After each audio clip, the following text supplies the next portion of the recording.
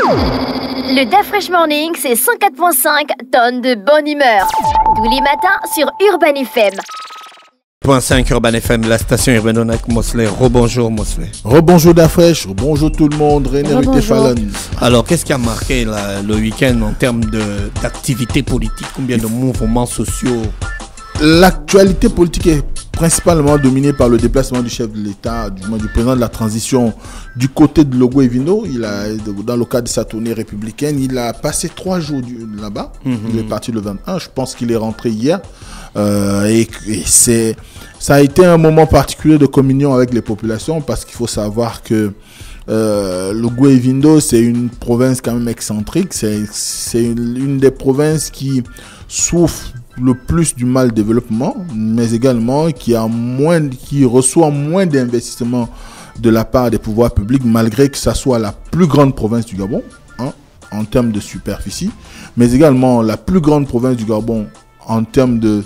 Aujourd'hui, si on tient compte de la mise en c'est vrai qu'on est encore en phase d'exploration, mais avec la mise en exploitation du gisement de Belinga, sans oublier l'orpaillage qui s'y déroule, la production ou bien encore l'exploitation du bois, on sait très bien que le Logoué-Vindo aujourd'hui compte parmi les provinces qui sont quand même assez importantes en matière qui font rentrer des devises dans les caisses de l'État en ce qui concerne l'installation des entreprises.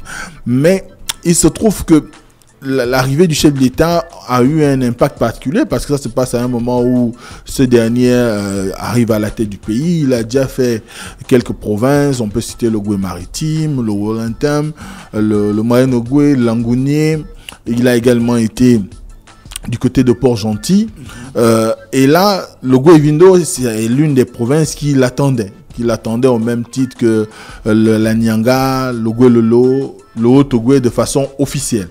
Et à ce moment-là, on est vraiment dans une situation où il a voulu peut-être marquer le coup en allant en même temps procéder à la rencontre, du moins à entretenir les populations sur ses ambitions, ses vues sur le Gabon, revenir sur ce qui s'est passé le 30 août, mais aussi de pouvoir lancer un certain nombre de travaux. Vous savez qu'il y a eu l'inachèvement du tronçon Ovon-Marcokou. Il fallait bien que le chef d'État procède à la relance des travaux. Ensuite, il y a un certain nombre d'infrastructures administratives et scolaires dont on enregistre un certain déficit du côté de cette province. Il a laissé un chèque de 7 milliards, donc c'est pas rien. On a également la visite qu'il a effectuée sur Belinga.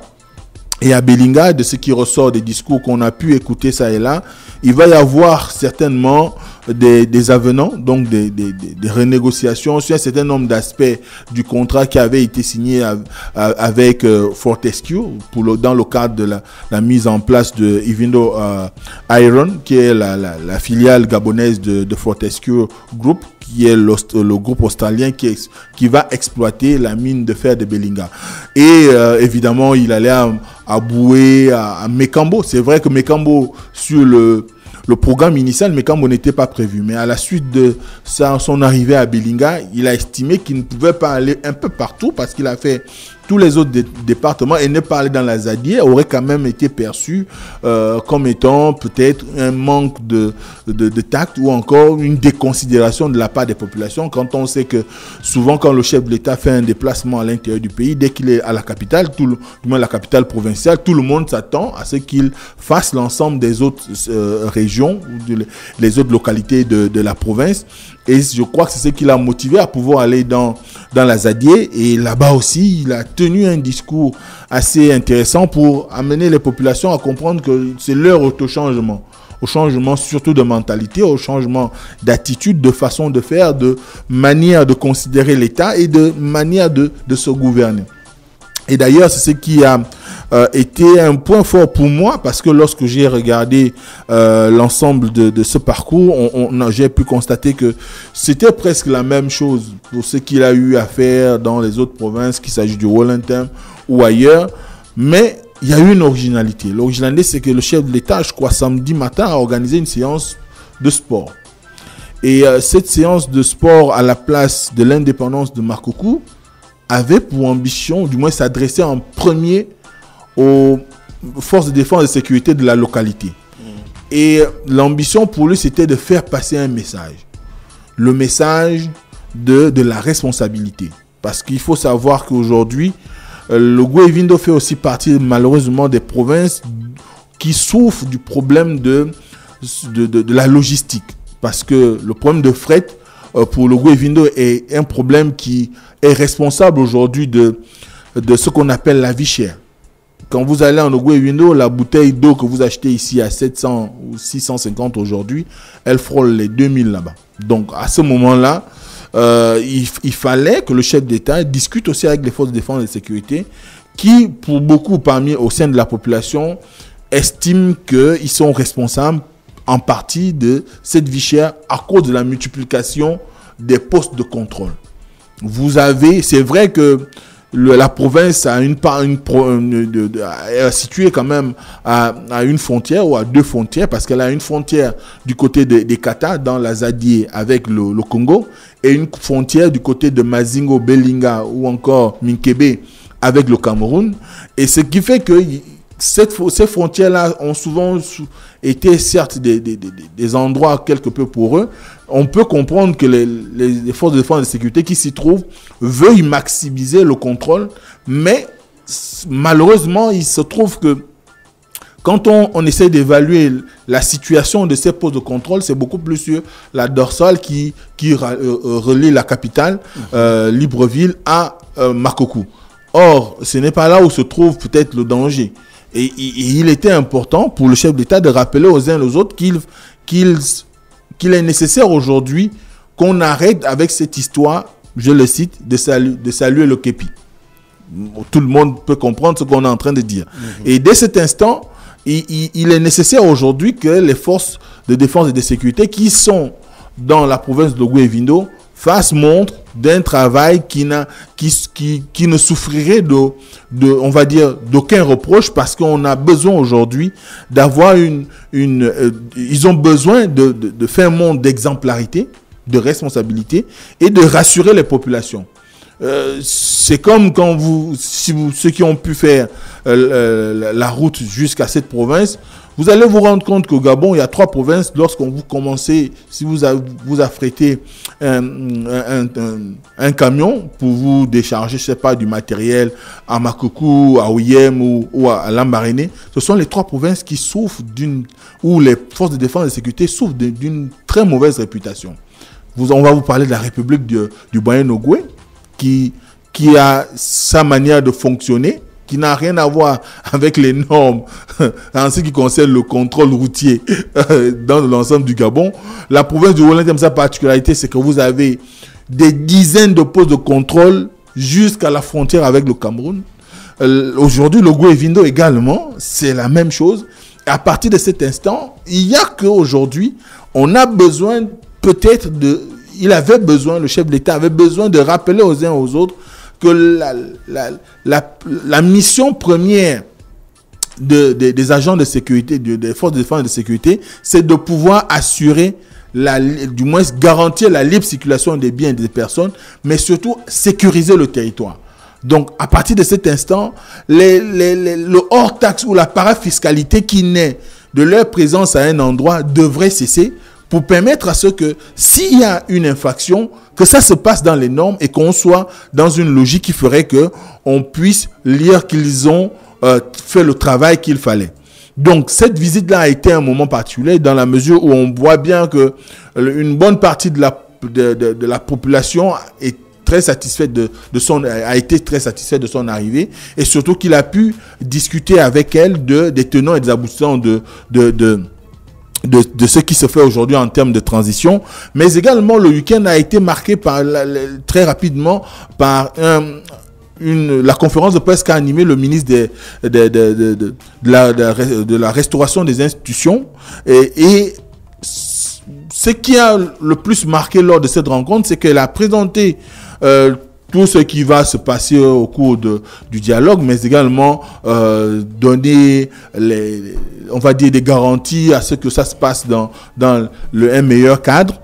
Mais surtout, tu sais que depuis un certain temps, il y a une idée qui circule du moins, il y a quelque chose qui est fait comme il y a des déclarations qui sont faites ça et là de la part d'un certain nombre d'acteurs politiques demandant le report du dialogue. Sauf que au moment de cette conférence de presse, il y a eu une question qui a été posée dans ce sens au ministre des Relations avec les institutions chargé de la réforme. Mais ce qui ressort, c'est que aucun ou sinon aucune des partis qui s'engagent à pouvoir appeler on va dire au renvoi ou qu'on stoppe la machine et qu'on on réfléchit à nouveau sur comment reprogrammer les dates du dialogue. Personne n'a eu à saisir ce département ministériel officiellement pour demander le report du dialogue. Et là, on se demande à quoi jouent les acteurs politiques et même les acteurs de la société civile quand on sait que le chef d'État, du moins le président de la transition, a mis en œuvre ce dialogue pour pouvoir permettre à ce qu'il y ait une discussion. Alors ça, ce sont ces termes, une discussion entre les Gabonais et qui va favoriser le dialogue et permettre à ce que les uns et les autres puissent, à la base des contributions qui ont été faites, trouver le consensus général qui permettrait de doter le pays de nouvelles manières de faire, de nouvelles manières de se gérer, mais surtout de doter le pays d'une constitution qui soit de nature à ne plus faire l'objet de révisions à perpétuel, alors que des révisions qui parfois finiront par conduire à nouveau à ce qu'on a constaté, c'est-à-dire la capacité à tailler cette constitution-là à la mesure d'une personne. Or, l'objectif aujourd'hui, c'est réellement de travailler à ce que cette rencontre soit une rencontre soit la rencontre la plus inclusive que possible, qui réunisse tous les Gabonais, qu'on soit musulman, qu'on soit chrétien, qu'on soit animiste, qu'on soit traditionnaliste, ainsi de suite. Mais on a des idées à défendre, on doit pouvoir s'y retrouver et de pouvoir dire ce qu'on pense de comment devrait être structuré notre pays à la fin de la transition. Et malheureusement, on est comme dans une situation où les gens font de la surenchère pour exister sur la place médiatique. Or, il ne s'agit pas, une nouvelle fois, de marchandage. Ça devrait être un rendez-vous sérieux où on parle du Gabon, où on parle de l'avenir du Gabon, de la jeunesse, de l'éducation, de la santé, des infrastructures, de comment on peut permettre à ce qu'il y ait une véritable industrialisation du Gabon. Parce que le grand problème qu'on enregistre aujourd'hui dans notre pays, c'est que nous avons un pays qui a un tissu économique qui se dit fort, mais où l'aspect industriel n'existe pas. Il faut qu'on crée, où on renforce les bases de l'industrialisation du Gabon. On a eu, par exemple, le secteur du bois qui s'est plus ou moins diversifié, mais il faut que l'ensemble des secteurs économiques soient diversifiés pour qu'on puisse arriver à cette transformation locale et qui va nous permettre de créer de l'emploi. Mais si on reste dans la physionomie qui est actuelle et que les gens qui ont souvent participé, parce que c'est regrettable quand on voit des personnalités telles que Med Maïla demander le report du dialogue, il a été de tous les dialogues, j'ai envie de dire depuis 1960, mais c'est exagéré, mais depuis 1990, il a été de tous les dialogues. Qu'est-ce que ça lui coûterait d'aller assister, du moins de participer à ce dialogue aujourd'hui, sans qu'il y ait nécessairement derrière une visée individualiste ou encore du moins une attente particulière par rapport à son camp politique ou par rapport à sa personne. Donc on a besoin aujourd'hui qu'on ait des fils et des filles du Gabon qui vont se retrouver pour parler du Gabon, pour parler de l'avenir et inscrire notre pays dans le 21e siècle réellement, un 21e siècle plein de développement, de succès, de réussite et qui tienne compte des compétences de tous ces enfants.